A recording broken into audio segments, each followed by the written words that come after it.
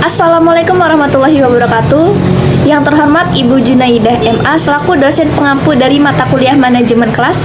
Perkenalkan, nama saya Feni Oktaviana Sari, mahasiswi semester 3 dari Fakultas Tarbiyah dan Keguruan, program studi manajemen pendidikan Islam kelas F. Di sini saya akan menjelaskan materi dari mata kuliah manajemen kelas, yaitu pendekatan dalam manajemen kelas. Yang pertama yaitu pengertian pendekatan. Menurut Kamus Besar Bahasa Indonesia, arti kata pendekatan adalah proses, cara, perbuatan mendekati.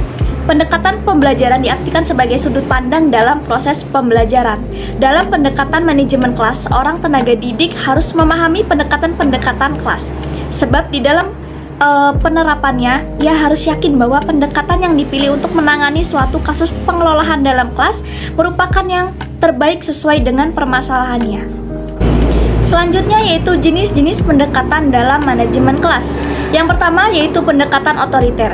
Dalam Kamus Besar Bahasa Indonesia, otoriter berarti kekuasaan atau wewenang. Jadi dalam pendekatan otoriter, tenaga didik memiliki kekuasaan sendiri untuk mengelola kelas.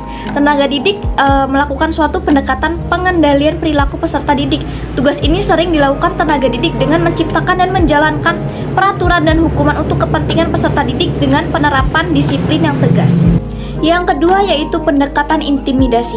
Dalam Kamus Besar Bahasa Indonesia, intimidasi memiliki arti sebagai tindakan menakut-nakuti, terutama memaksa orang lain berbuat sesuatu dengan gertakan atau ancaman. Bentuk intimidasi ini seperti hukuman yang kasar, ejekan, hinaan, paksaan, ancaman, dan menyalahkan. Peranan peserta didik berperilaku sesuai dengan perintah guru. Pendekatan intimidasi digunakan dalam situasi tertentu untuk menghentikan perbuatan penyimpangan peserta didik yang berat. Contohnya yaitu ketika guru atau tenaga didik memberikan hukuman terhadap peserta didik seperti berjemur di tengah lapangan karena telah melanggar aturan sekolah. Yang ketiga yaitu pendekatan permisif. Dalam Kamus Besar Bahasa Indonesia, permisif artinya bersifat terbuka.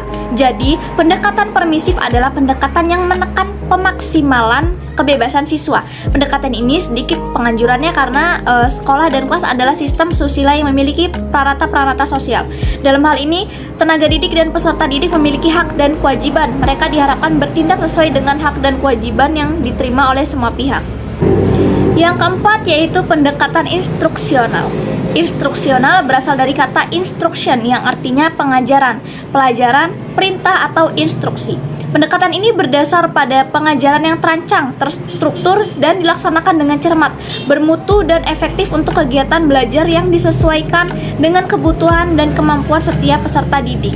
Contoh dari pendekatan ini yaitu sebelum melakukan pembelajaran, seorang guru memberikan perencanaan pembelajaran terlebih dahulu seperti menyampaikan kurikulum dan pembelajaran yang sesuai, menyediakan daftar rutin kelas, dan memberikan pengarahan yang jelas.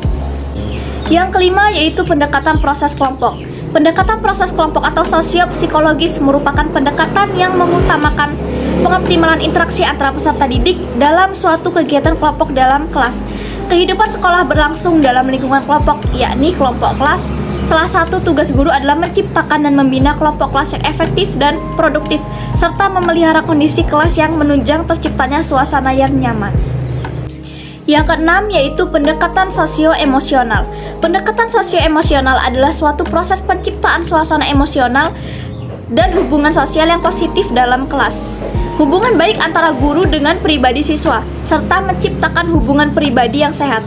Dalam hal ini, guru hendaknya tetap sabar dalam menghadapi siswa. Misalnya, yang melakukan kesalahan tetap diberi pengarahan dengan suatu keyakinan bahwa tingkah laku peserta didik tersebut akan dapat diperbaiki. Demikianlah presentasi dari saya. Apabila ada kesalahan dan kekurangan, saya mohon maaf. Saya akhiri, wabillahi taufiq wal hidayah. Wassalamualaikum warahmatullahi wabarakatuh.